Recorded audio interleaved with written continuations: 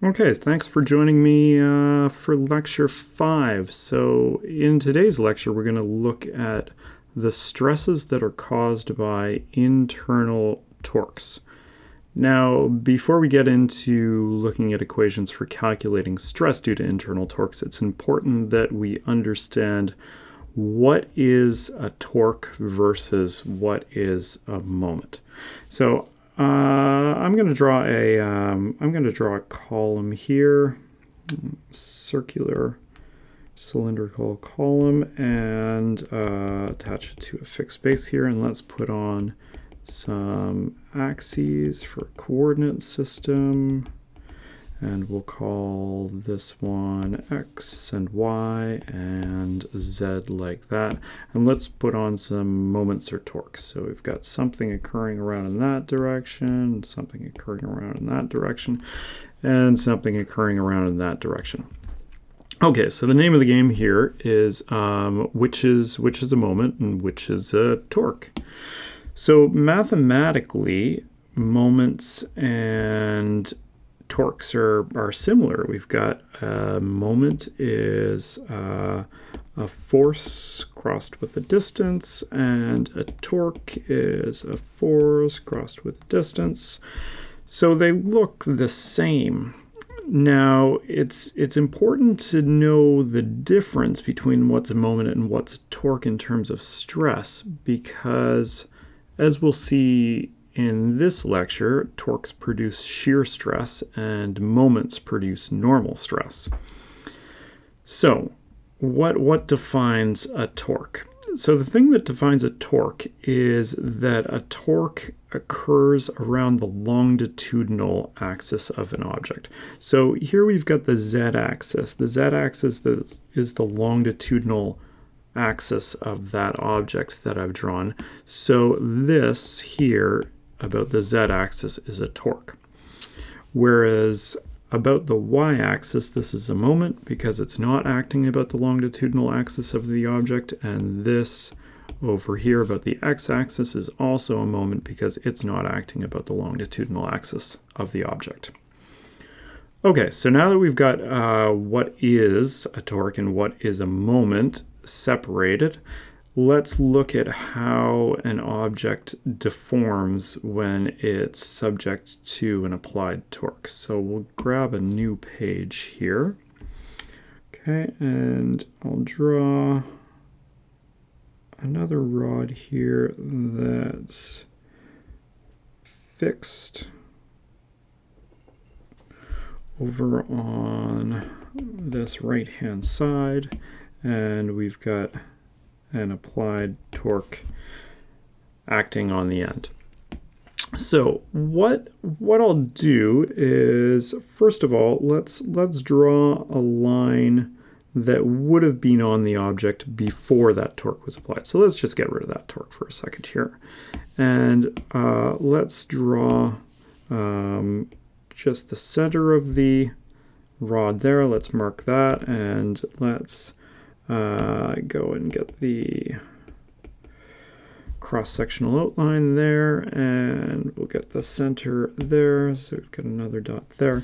And if we take our dot and connect it to the circumference, and then bring that line all the way down to the other end and connect it like that. There we go. So imagine we've got that line inscribed on our object, okay? And now we apply our torque. So let's look at how that's going to move. So this point on the circumference is going to get rotated up to some new position up here. The point in the center of the rod, that's not going to move because the whole rod's rotating about its center. So we're going to have a connection between the point in the center and a point on the circumference. And then similarly, if we look at the other end, none of the points on the wall, on the side of the rod that's fixed to the wall, are going to move because they're fixed to the wall. So this point over here is going to stay where it is. So that means the deformed line that we're going to look at is connecting all the way back to there. So if you think about what's happening here, you're having basically, if you were to think about slicing the object into these sort of segments like this, every segment is twisting relative to the next segment. And when you think about stresses, and normal stress being something that is stretched apart from itself or pushed together against itself, so tensile stress or compressive normal stress, that's not what the situation is here. Here, that twisting action of these multiple different segments all twisting against one another, that's that shearing action. So torques produce shear stress. Okay, so we've got torque will go to produce shear stress, which we give the symbol tau, because it's that sliding, internal sliding action within the material and not a stretching or compressing action. Okay, so I'm going to take those last couple of lines that we had on our drawing off there, and we'll put our torque gives us shear stress back on there, and there we go. Okay, so now what I want to look at is, we know that shear stress exists, and when we think about deformation that's related to shear stress, right, we have shear strain gamma. That's what we measure the normalized deformation in that's associated with shear stress. So where is shear strain gamma on this drawing here? Well, we could say that our 90-degree axes were originally formed by that line there and a vertical line here. So that's a 90-degree angle there.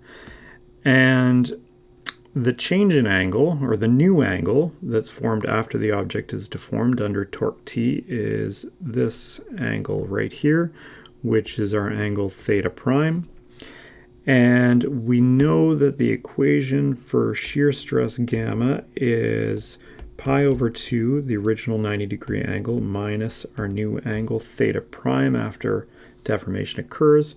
So on the diagram here, on the drawing, this angle right here is our shear strain gamma. Now, what becomes obvious when you look at this sketch that I've drawn is that shear strain gamma in this object depends upon how far you are out from the center of the rod. If you're right at the center of the rod in here, right, then there's no shear strain that occurs. So that line that's connecting the center to the other center, right there, that line hasn't deformed at all. So what was a 90-degree angle initially after deformation is still a 90-degree angle. So right at the center, the shear strain is 0, which means that the shear stress is also 0. So if we were to define a variable that gave us radial location from the center of this rod, so a variable that measures out in that direction there, and we'll call this, we'll give this variable the symbol rho, Greek letter rho, then we can say that when rho is equal to 0, then gamma is equal to 0. And we can see that as we start moving out in the radial direction, so going further and further outward, the shear strain that we get increases until we reach the circumference where shear strain is a maximum. So we've got when rho is equal to the radius r of the rod. So this here would be rho is equal to radius r. Then we've got the largest shear strain that can occur. So gamma is equal to gamma max. And points in between are linear changes between those. So at any point rho, we've got gamma is equal to our variable rho divided by r multiplied by maximum shear strain. Okay. So we've got a simple relationship there that tells us how shear strain varies with radial location out from the center in terms of maximum shear strain. So now we can look at stress. So if we're in the elastic region, so if our shear stress is below our yield shear stress, so in other words, we're in the elastic region, then we know that shear stress is directly proportional to shear strain, and the constant of proportionality there is called the modulus of rigidity, gamma. So we can rewrite that as gamma equals our shear stress divided by the modulus of rigidity. And we can substitute that in for that little expression that we had. So we had our shear strain gamma is rho over radius multiplied by our maximum shear strain. So substituting in, we can have tau over modulus of rigidity is rho over r, and then tau max over g. And of course the g's go. So now we've got a little expression that relates the shear stress in terms of location rho to the maximum shear stress. So looking at how shear stress varies with radial location relative to the maximum shear stress. All right, so now we want to take this a little bit further, and what we actually want here is to develop an equation that relates the internal torque to shear stress. So we want an equation that gives shear stress as some function of internal torque applied to an object. So we're going to use this little expression that we developed up here, but we have to step away from it for a moment in order to develop our equation that we want to be able to calculate shear stress resulting from a torque. So to do that, we're going to return to the previous sketch that I had. Make this a little bit smaller this time, maybe a little bit neater too, we'll see. So we've got our object attached to the wall there, and we're applying torque here. And there's some torque that is produced at the wall that's equal and opposite. So let's look at taking a section cut through this object. So we take a section cut through the object there, and the picture that we get is something like this.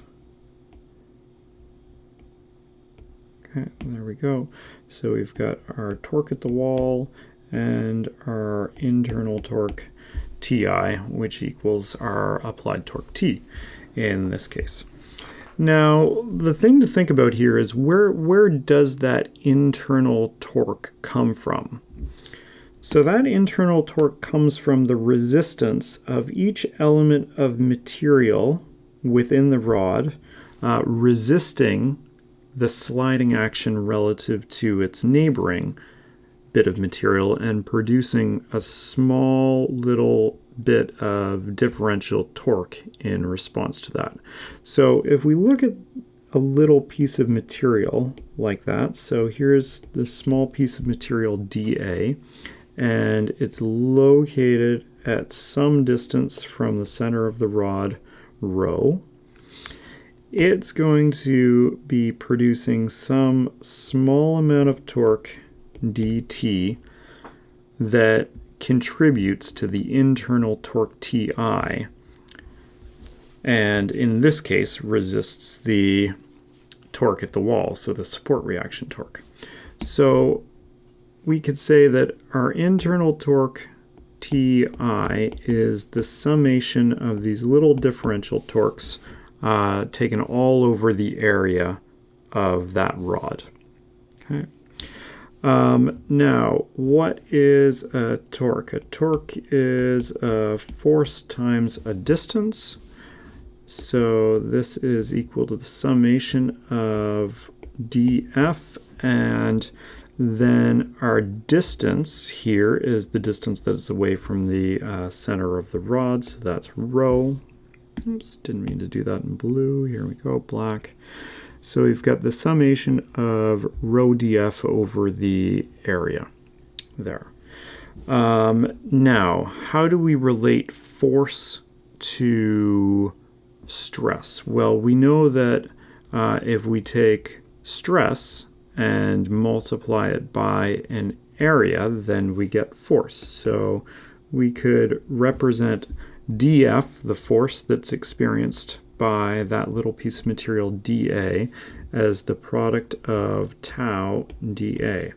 A shear stress times a small area will give us a small force dF, and then we've got rho there. Now, mathematically, to compute this summation, of course, we want to replace it by an integral. So we have Ti is the integral over our whole cross-sectional area there of tau rho dA. Now, to perform an integral over a two-dimensional area like this, we have to split it up and do a double integral. So let's look at area dA for a second. So we've got our area dA here. Now we can break that up into a radial distance. So here is a radial distance d rho, and then because we're dealing with something circular, we want to break it up into a circumferential distance that would be defined by an angle that the area sweeps out here. So this would be, we'll say that this is d phi there. So phi being our variable for circumferential location. And we've got our distance here is rho.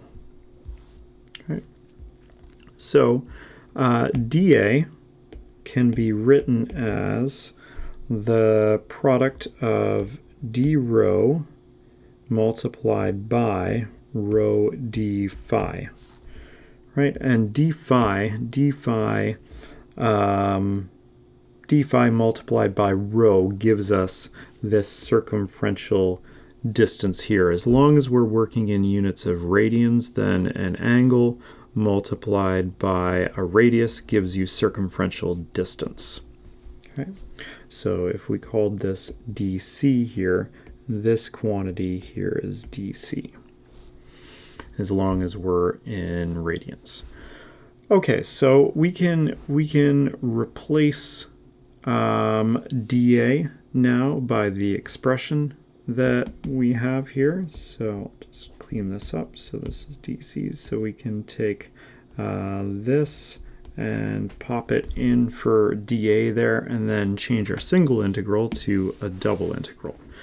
So we've got Ti is the double integral, one integral around in the circumferential direction from 0 to 2 pi, and another integral around in the out in the radial direction from 0 to r. And then we had let's see, tau rho, and then another rho down here. So we've got tau rho squared. Tau rho squared, and then we've got d phi and d rho there. Okay, so we can perform the inner integral here now, because looking at our direction phi, or our variable phi, tau is a constant with respect to phi, and rho is a constant with respect to phi. So we've just got 0 to r, and then 2 pi tau rho squared d rho. Okay. Now, when we think about integrating in the radial direction, we have our variable rho, so that's easy to integrate, but we've also got tau, and that's a bit of a problem because we know from our starting point that we started off at that tau here is a function of rho, right? The shear stress increases as we go out from the center of the rod. Shear stress is 0 at the center, reaches a maximum at the circumference, and increases linearly as we go outwards. So we need to do something with that, but thankfully we've got this expression here, so we can actually replace our variable tau with rho over r tau max, and tau max of course is a constant. It's the shear stress at the circumference. So that allows us to perform that second integration. So we want to replace tau with rho over r tau max. So here we go. So we're replacing tau with rho over r tau max, and then we've got rho squared d rho 2 pi, and we're integrating from 0 to the external radius. Okay, so carrying out that integration, we have 2 pi, the rho cubed here. We have a rho squared and another rho, so we get a rho cubed. That becomes 1/4 rho to the 4th, but then we substitute in our limit r, so we've got r to the 4th, and then we've got an r down here in the denominator, and a tau max. And this is all equal to our internal torque. So if we do some rearranging here and write it in terms of our shear stress, we have tau max is Ti, and then what we'll do is we'll get rid of that 2 and change that to a 2. Ti, and then we bring the r up to the other side. Tir pi over 2r to the 4th power. Okay. So now we've got an equation that relates our maximum shear stress to our internal torque. It would be better if we had a general equation that we could get the shear stress at any circumferential or any radial location rho. So what we can do is just substitute back in for tau max using that equation that we substitute, or that relationship that we substituted in before. We had tau equals rho over r tau max, and if we rearrange that for tau max and substitute that back in, then we can get tau r over rho is equal to ti r pi over 2r to the fourth power. And then we get rid of our r's. And then we have our equation tau equals t rho over pi over 2r to the fourth. Okay. Now, the quantity on the bottom here, that's called the radius of gyration. It's like the moment of inertia, but for something that's spinning around its center. So this is equal to J, which is the radius of gyration. Okay. So that gives us our equation for shear stress. So tau equals T rho over J. Shear stress due to an internal torque. And I've dropped the I subscript from T, but T here is our internal torque. So T is internal torque at our location of interest.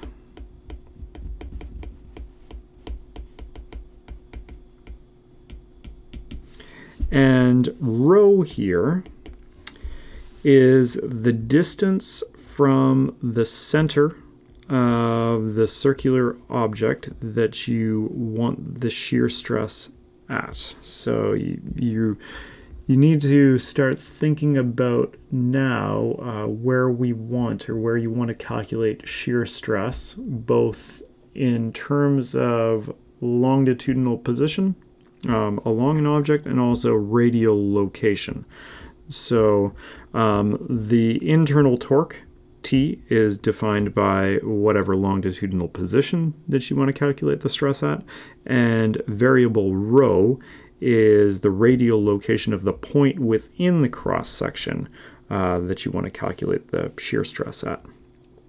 So this is the radial location of point where the stress is desired. Okay, good. So if we just return to looking at an object here, let's say it's going back in this direction, and it's got an internal torque occurring like that, and maybe it's got a 1-inch diameter.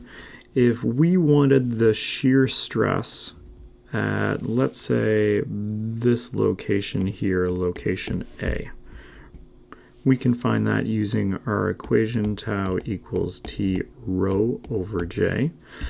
And in this case, rho would be equal to 1 inch. So this is the shear stress at location A. And if we look at the orientation of the shear stress here, the shear stress will be oriented in the direction of Ti and tangent to the circumference. So the shear stress would be oriented like this. So this is the shear stress at location A.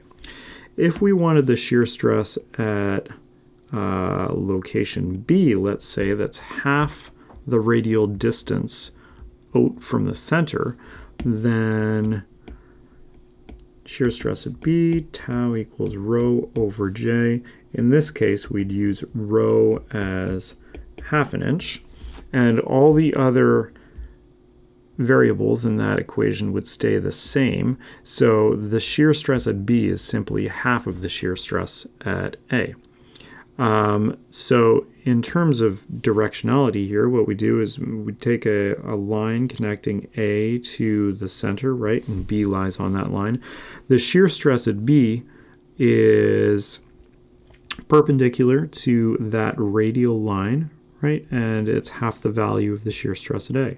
So we get a nice linear decrease in shear stress moving from the outside circumference to the center of the rod. All right.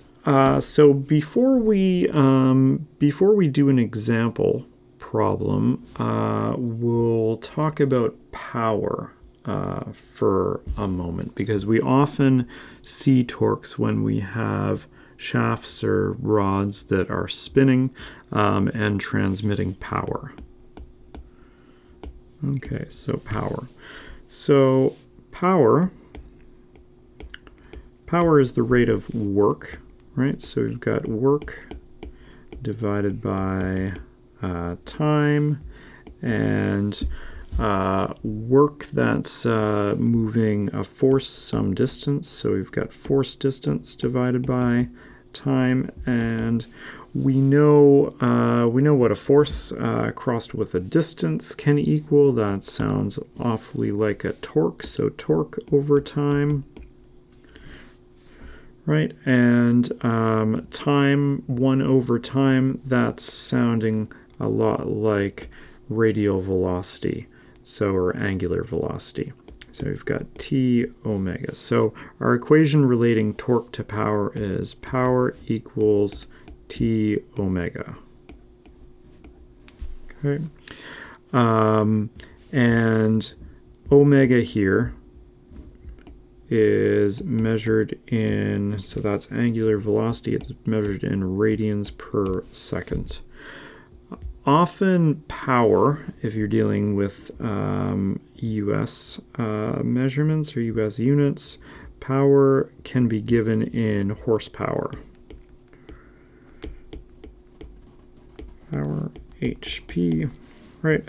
And the conversion there is 1 horsepower is 550 pound-feet per second. Okay. All right. So now let's look at an example problem using shear stress. Okay. So in this example problem, we're going to have a motor that's driving a pulley. So here we go. Here's a pulley, and it is going to a motor back here.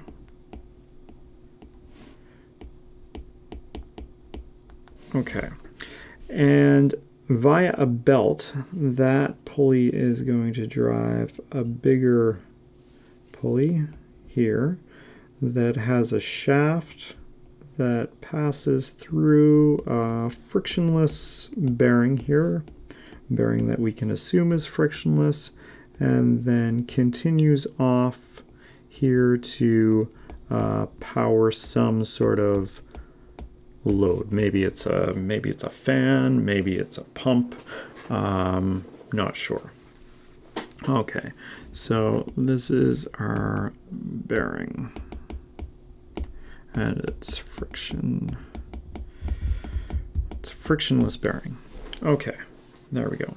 And we've got a belt connecting these two together. So there we go. There's our belt. So it goes around there and around there. Okay, so we know by taking measurements that the motor draws 1.5 kilowatts of power and spins its shaft at 300 RPM. RPM, revolutions per minute.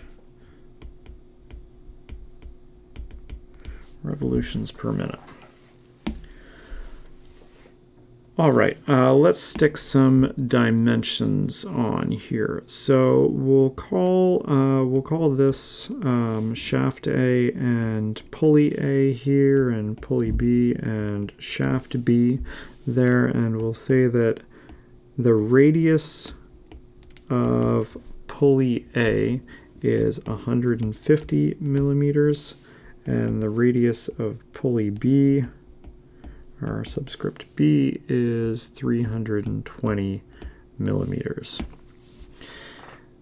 Now, we know the motor draws 1.5 kilowatts of power and spins shaft A at 300 RPM. The material, or the steel that those shafts are going to be made out of, has a yield strength of 125 megapascals in shear. So steel for shafts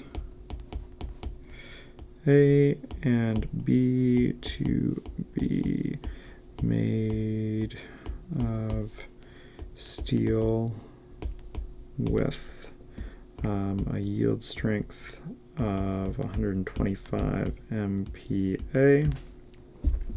And what we want to know is, for a safety factor of 2, what is the minimum allowable diameter of each of those two shafts rounded to the nearest millimeter?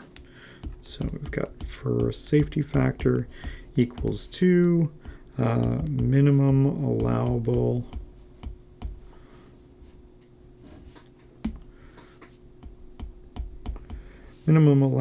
diameter of each shaft to nearest millimeter. Okay. So we know that we can use our equation for shear stress to relate internal torque to stress. So we've got tau equals T rho over J. So what we're going to want to do here is we're going to want to relate the allowable shear stress in each of those shafts to the maximum shear stress that occurs. So that would be taking the allowable shear stress, which is our yield shear stress divided by the safety factor, and setting that equal to the maximum shear stress that's going to occur in each shaft, which would be occurring at the circumference of the shaft, so when rho equals r. So we've got TR over J. Okay, so the only thing we really need to do here is find out what the internal torque on each shaft is. So let's do a free body diagram of just shaft A and pulley A first. So we'll grab a new page here, and we'll get pulley A there and shaft A going back that way. Okay. So shaft A is attached to the motor, so we've got a torque being applied to the shaft from the motor. We'll call that Tm. And then the other forces that this object is seeing are the forces from the belt on the pulley. Now the belt's under tension, so that means that it's pulling back on the pulley. And if the torques from the motor is going in the direction that I've shown here, then the top, let's flip back here for a second. So if the torque of the motor is going around in this direction, so the shaft is spinning in that direction, that means that the top side of the belt is going to be under a greater level of tension than the bottom side of the belt, because this pulley, as it spins around, it will be grabbing the belt and pulling it over, whereas on the bottom here, the pulley will be taking the belt and pushing it. So whatever resting tension there is in the belt, there'll be slightly less tension on the bottom side and more tension on the top side. And we don't really know what the difference between those is. All we know is that there is going to be some force applied to the top. We'll call that Ft, and there'll be some smaller force applied to the bottom, Fb. Now, we can figure out pretty easily what Tm is here because we've got our equation for power now. We know that power is T omega. And putting some numbers in that, we had 1.5 kilowatts, so 1500 watts equals Tm multiplied by omega. So omega is the angular velocity again.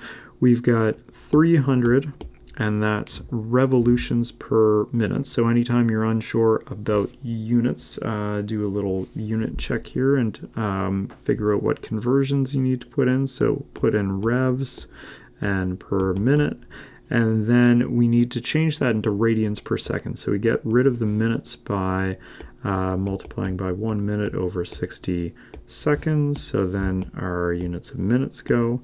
And another conversion factor to change revolutions to radians. We've got 1 revolution is 2 pi radians. And then our revolutions can go, and we're left with units of radians per second. Okay, so figuring that out on the calculator, the torque from the motor gives us 47.7 Newton meters. All right, so now we can do our equations of statics to figure out what the relationship between Tm and Ft and Fb are. So remember that the radius here is the radius of A, which was 150 millimeters.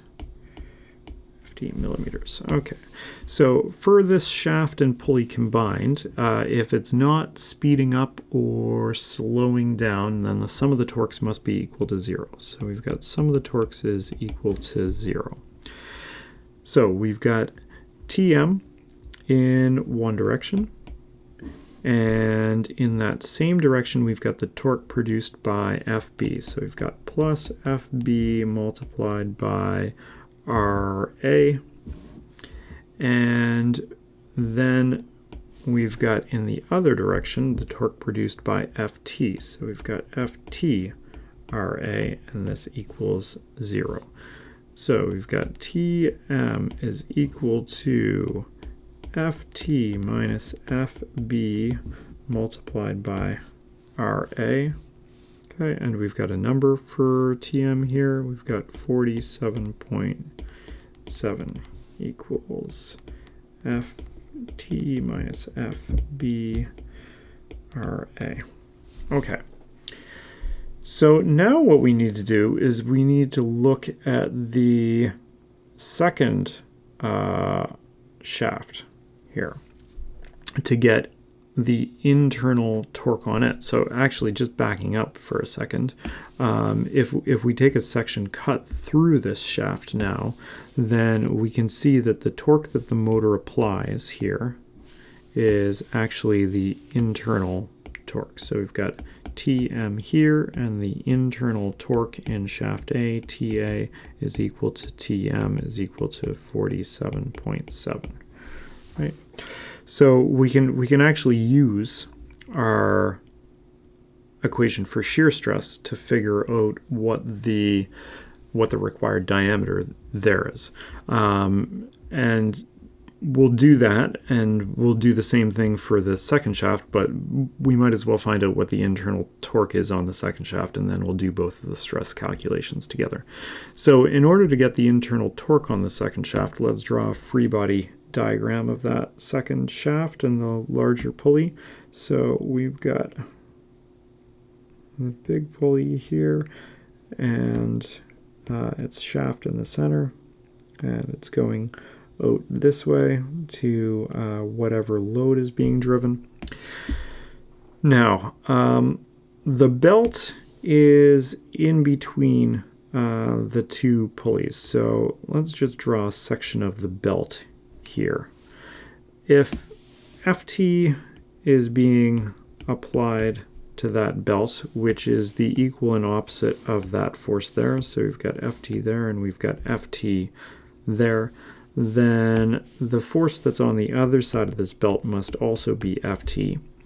And that means that the force that's being applied to the top of this larger pulley has to also be Ft. And similarly, we've got Fb on the bottom here. And Ft being larger than Fb, there is going to be a larger torque from those two forces produced in the counterclockwise direction, so that we know the torque from the equipment being driven must be in the clockwise direction. So let's call that TL for the torque from the load that's being driven. So similarly for this shaft, we know that the sum of the forces, or not sum of the forces, sorry, the sum of the torques has to equal 0 if it's not accelerating or decelerating. And we had our B was 320 millimeters.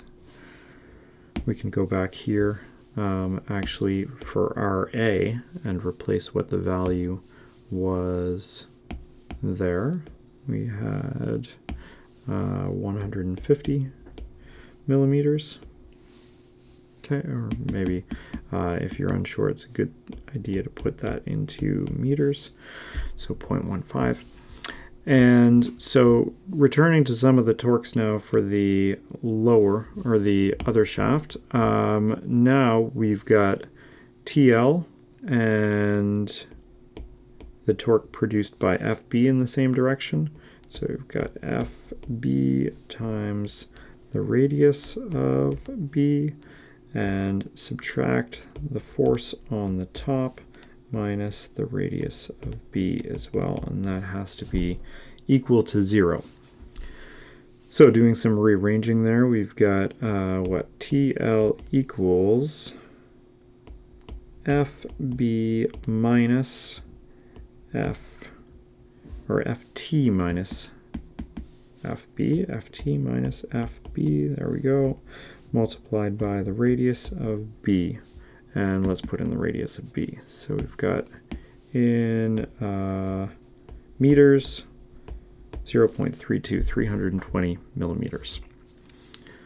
Okay, so now we can see that we can make a substitution here using equation 1 and equation 2. So we can substitute equation 1 into equation 2 and solve them.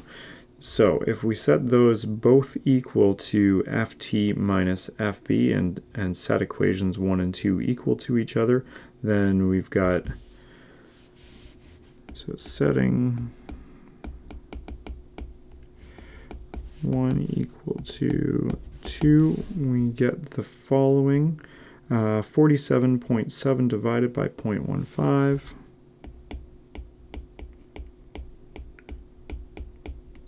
is equal to TL divided by 0.32. Okay, so that gives us TL is equal to 101.9 Newton meters. Okay, now looking back, again, we can see that whatever torque TL is, that is going to be the torque on the inside of that shaft. When we take a section cut through, we've got TL in one direction and our internal torque, the torque in shaft B, TB, in the other direction. Okay.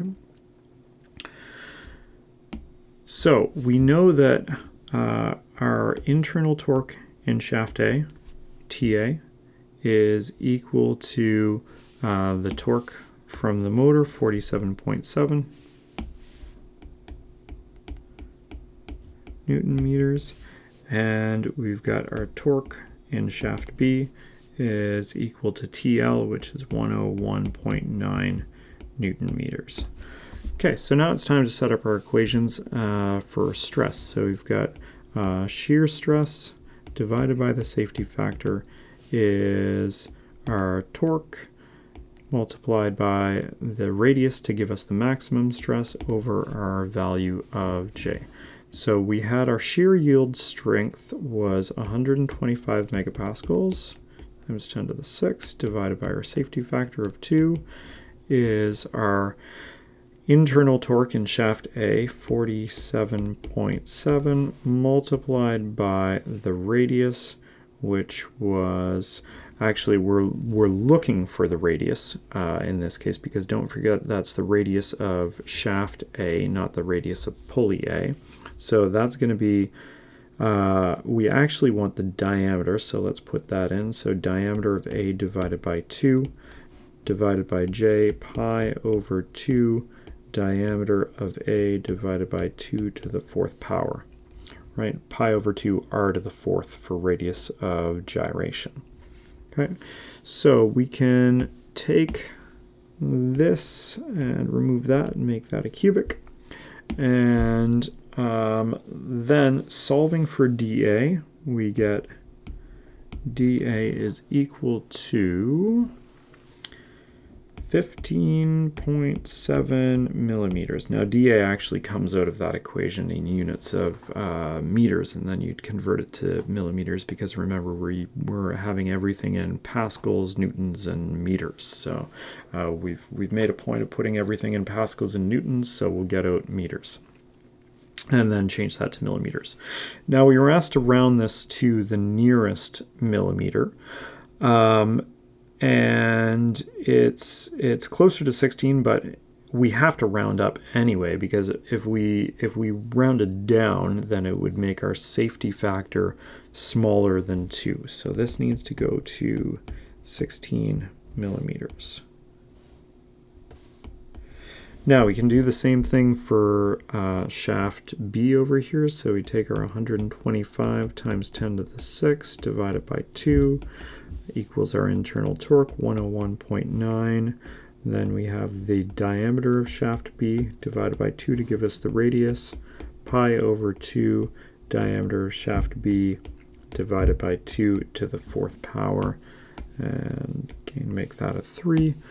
And plug and chug in the calculator, and this comes out to 20.2 millimeters. Now again, that's closer to 20, but if you reduce the size of that shaft and remove material, then you're going to exceed the allowable stress, and your safety factor will not be 2 anymore. So this needs to be bumped up to 21 millimeters if you're rounding to the nearest millimeter. Okay, so there's an example of how to use the equation for shear stress due to an internal torque.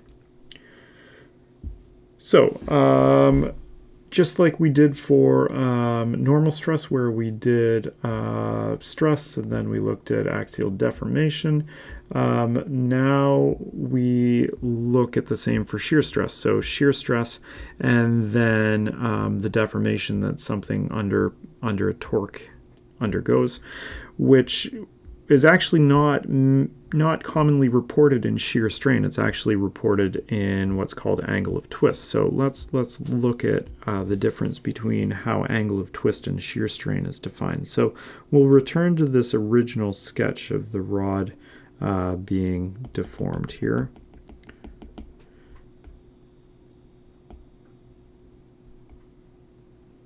Okay, so there we go. So that was stuck to a wall there, and we had our applied torque over here, and we said that we've got a center point there and a center point there, and a dashed line connecting these there. Okay, and then under the influence of our torque, this point is going to move up to there, and the point on the wall is not going to move.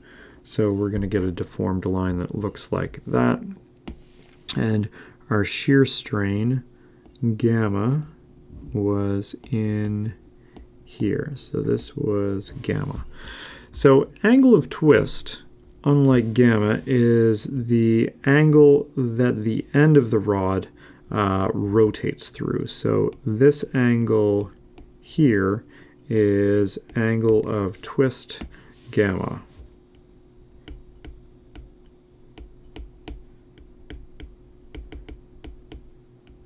that's called angle of twist. So we can relate gamma to phi here. We know that this distance is the radius of a rod, and if we call the distance in this direction the length L of the rod, then again, if we're working in radians, an angle times a radial distance gives us a circumferential length. So if this circumferential length here is length C, then we can say that C is equal to R times phi, but C is also equal to L times gamma. So from those, we've got L times gamma is equal to R times phi, and phi is equal to R L over, oops, change the thickness of my line there, L over R times gamma. Okay, so we've got the relationship between shear strain and angle of twist.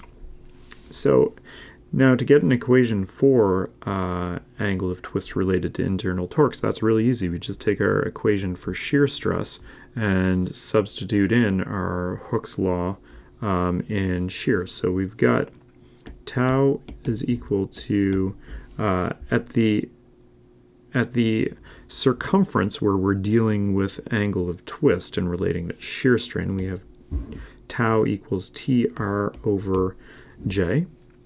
And if our shear stress is below the yield shear stress, so in other words, if we're in the elastic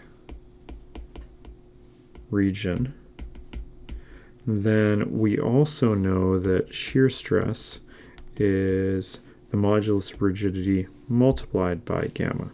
So we can have gamma multiplied by modulus of rigidity is equal to TR over J. And then, of course, we can substitute in for gamma here. So we know that gamma is phi multiplied by R over L multiplied by G, and that's equal to TR over J. So if we do a little bit of cleaning up here and get rid of those R's and isolate our variable phi, we've got phi is TL over JG. Right, so there's our equation for angle of twist, where T is an internal torque, L is length, J is radius of gyration, and G is modulus of rigidity. Now, before we do an example here, it's worth just looking at how similar that is to our equation for axial deformation. For axial deformation, we had delta L is NL over AE, and now we've got angle of twist is TL over JG. So we had an internal force, length, property of the cross-section, and slope of the stress-strain curve, So if you can remember one of those, then you can remember both of them pretty easily. And just like for axial deformation, we can also apply superposition to angle of twist. So we can say that the angle of twist is the summation of angles of twist for different segments. And again, we have to do that anytime we have an object where the internal torque changes in a discrete manner, or the radius of gyration changes in a discrete manner, or the modulus of rigidity. So something, for example, where we've got two different diameter shafts connected together, we'd have to break it into two pieces to analyze that, or two shafts of differing material connected together. And we can also, in situations where we might have a torque, an internal torque that's varying continuously, we can use the differential form of that. So we can say that the angle of twist is also the integral over some length L of T dL over JG. There we go. Okay, so let's look at an example using angle of twist. The other thing to note about angle of twist before we do that example, divided by JG, there we go, is this is always measured in radians, or the number that you get out of that equation is in radians, and then it's common to change it to degrees after that. But because we made, back on this page here, because we made this relation here where we're relating a circumferential length to an angle, that's only true if our angles are in radians there. So that's why the angle of twist comes out of that equation in units of radians. So let's do an example.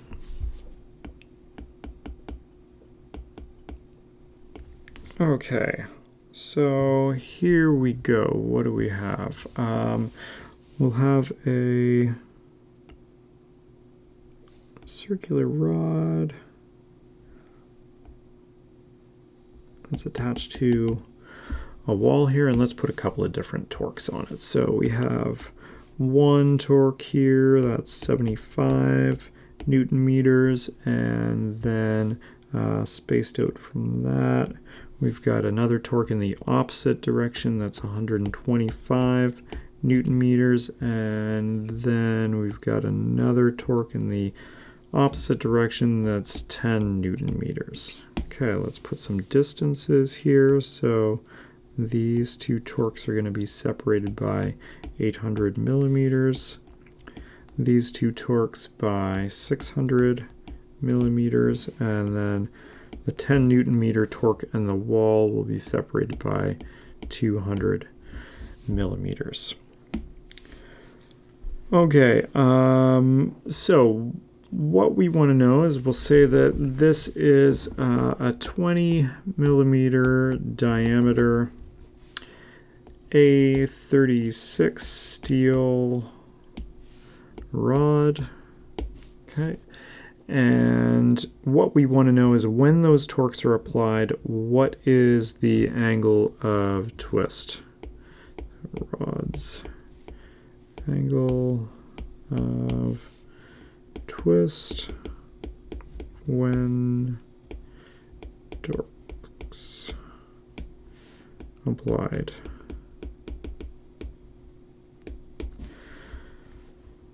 Okay, so first thing we'll do is label some points here. So let's call this point at the end of the rod point A, and this point down here at the wall point B. And then we'll say that the 125 Newton meter torque is point C, and then this torque is point D. So we've got points A, B, and C, D defined. So what the question's really asking us, what's the angle of twist of the rod? That's what is the angle of twist of A with respect to B. So what is phi AB? Question mark. Now, for this object, we can see, because it's got multiple externally applied torques, that the internal torque is going to change systematically along its length. Not systematically, but it's going to change along its length every time an external torque is applied. So let's go ahead and get those internal torques. So let's take a section cut through that location first. So we've got free body diagram that looks like this. So we've got 75 Newton meters here. And again, some of the torques has to be equal to 0 if this is in static equilibrium. So our internal torque, which is torque AC, so the internal torque anywhere between points A and point C is going to be equal to 75 Newton meters as well. Then a section cut between C and D. Okay. There's our section cut, and we've got 75 there, and in the other direction we've got 125. So we know that the internal torque between C and D has to be the difference of those. So here's TCD, and that's equal to 50 Newton meters. And then our final cut in between points D and points B is going to give us a free body diagram that looks like this. That's a pretty sloppy one. There we go. So we've got 75 in that direction. 125 in that direction, 10 in that direction. So some of the torques has to be equal to 0, and if we do that, we've got a need for 50 minus 10 is 40. So this is TDB equals 40 Newton meters there. So we've got all of our internal torques set up now. So what we want to do is we know that there's 3 different internal torques, all the same diameter along its length. So we need to split this up into 3 different segments to compute the total angle of twist. So we're going to need to use our principle of superposition here. So we've got the angle of twist from A to B needs to be the angle of twist from, let's see, we need to go from A to C, C to D, and D to B. Okay. A to C plus the angle of twist from C to D plus the angle of twist from D to B. Okay. Now we've got our angle of twist equation here, TL divided by JG. And so again, just like axial deformation, you just expand these out, including the subscripts on all of those terms. So we've got the angle of twist for segment AC is going to be the internal torque in AC multiplied by the length of segment AC divided by J and G, and those are the same for all 3 segments, so we'll just leave the subscripts off those. Angle of twist for CD, internal torque in CD, LCD, J, and G, plus the angle of twist for DB, internal torque for DB, length of DB over J and G. Perfect. Okay. Now, you remember for axial deformation, we said that some segments are going to elongate and some are going to shorten, and so we need to have a convention for assigning positive and negative values for those. So we also have to do the same for superposition when we're considering angles of twist, because some segments might twist clockwise, some segments might twist counterclockwise. So we need to add and subtract those appropriately. And we do this using the right-hand rule. So returning to our sketch here, the way you apply the right-hand rule to these is by taking your right hand, and let's say we're considering this free body diagram here. So the positive and negative signs get applied to the internal torques, and we decide whether or not the internal torques are positive or negative using the right-hand rule. So the way that's applied is that you look at your section cut that you've made here, and you orient your right hand so that your thumb is pointing out of the section cut like that. And then the fingers of your right hand will curl in the direction of a positive internal torque. So in this case, our fingers are curling in the direction of, and let's actually draw the fingers there. There we go. That looks better. So our fingers are curling in the opposite direction of that 75 Newton meter torque. So that means that internal torque is negative. So I'm going to pop up the textbook here just so you have a better drawing of that to be looking at instead of my sketch. So here you can see that we've got the 75 Newton meter torque, and you orient your thumb so that it's pointing outwards from the section cut, and then the direction that the fingers curl in on the right hand determines what is a positive torque, positive internal torque. Because our 75 Newton meter torque is pointing the other way, it goes into our equation as a negative value. Then if we go down and look at the next internal torque in segment CD, we've got our section cut here, so our thumb points outwards of the section cut. Fingers curl in the direction of positive internal torque. They're curling in the direction of that 50 Newton meter internal torque. So that goes into our equation as positive 50. Okay. For the final segment here in the book, I've drawn the section cut taken from the other side, right, to illustrate the fact that if you've got your section cut facing on this side, then your thumb has to be pointing outwards, so you have to flip your hand around. And then again, your fingers curl in the direction of the positive internal torque, so this 40 Newton meters is a positive value. Okay, so returning here to our problem, we can start putting these in place. So we said that our internal torque TAC is going to be negative 75 Newton meters because it's a negative internal torque according to the right-hand rule. The length of segment AC is 800 millimeters, so that's only the distance between point C and point A goes in there.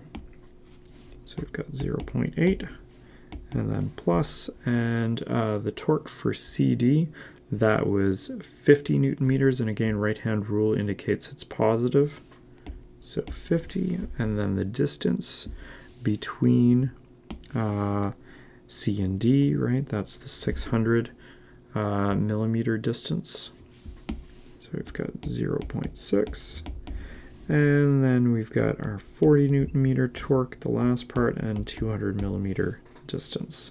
And divide that all by J and G. So J, pi over 2 radius to the 4th power. Now we were given diameter, okay?